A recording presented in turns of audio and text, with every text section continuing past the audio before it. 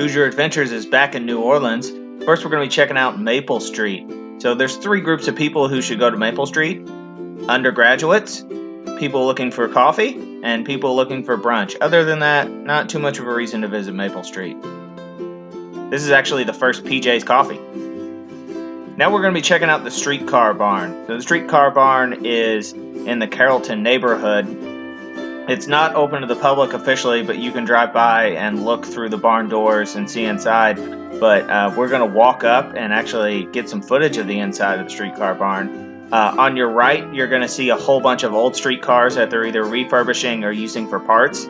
The first one is a San Francisco trolley, followed by what looks like a St. Charles Avenue streetcar, but actually has a top that can let in air, and then followed by some red streetcars that you might see on Canal Street. And then at the back on the left, you will see the St. Charles Avenue streetcars. So there's a whole bunch of stuff actually in the barn. Again, not open to the public. There are actually some people behind me while I'm shooting this who are going to come over and tell me to stop. And now we're going to take a walk up to Oak Street. Oak Street's sort of the commercial district of this area of New Orleans. It has all kinds of different shops and restaurants and bars and sort of anything that you could want. The neighborhood around Oak Street is filled with all kinds of different beautiful New Orleans houses. Here you've got this bright yellow house. Here you've got this old truck for sale. If you're interested, pause the video and give the number a call. Pretty cool. I wouldn't buy it, but somebody might. And now we've arrived. We're here on Oak Street. So we're here during the noon hour, somewhere around 11 or 12 o'clock. So it seems kind of dead, but at night, especially on weekends, it's kind of filled with people. Of course, there's all kinds of different bars. This is the famous Maple Leaf Bar. It's a great place to visit. They have a set list over here that we're going to take a look at.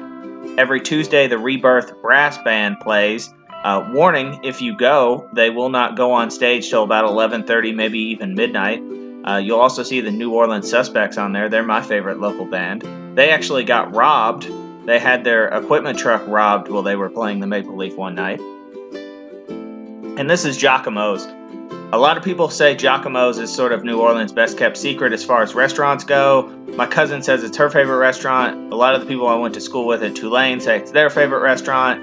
I'm sort of the dissenter. I thought it was good, but it's also really expensive. Eating at Giacomo's will cost you about as much as probably eating at Commander's Palace or somewhere equivalent.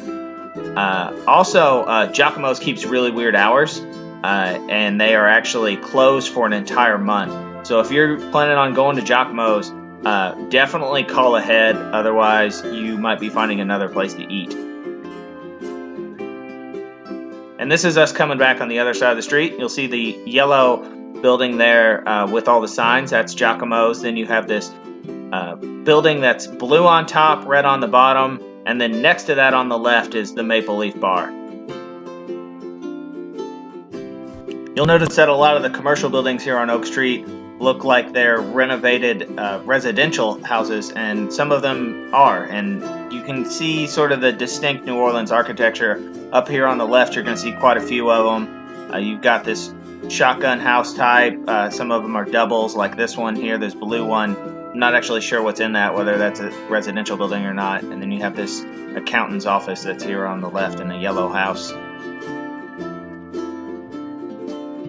A lot of different restaurants on Oak Street. Actually, in this warehouse-looking building on the right that you can't really see, it's actually a sushi place, which I didn't know that for a long time.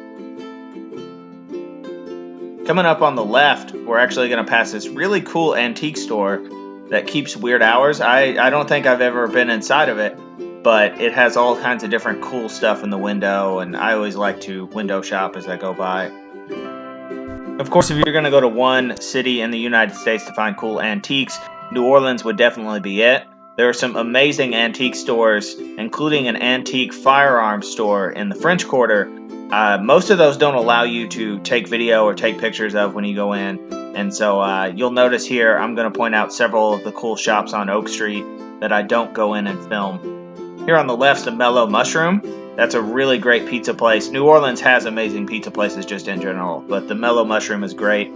The reason we actually went there the first time was Giacomo's was closed. We'd gone to Giacomo's for lunch, and it wasn't open, so we had to go to the Mellow Mushroom. My wife here is going to go in this vintage clothing store, but I'm going to go over here, and on this corner is More Fun Comics. More Fun Comics is probably my favorite comic book shop in the world. If you're into action figures, which I am not, but I think it's cool to go see the different action figures and stuff like that, especially some of the ones I had as a kid that I've subsequently gotten rid of, so I enjoy to sort of peruse those as I go in. But definitely visit More Fun Comics. By the way, giving More Fun Comics another plug, they have a YouTube channel, so like, comment, and subscribe on their channel as well.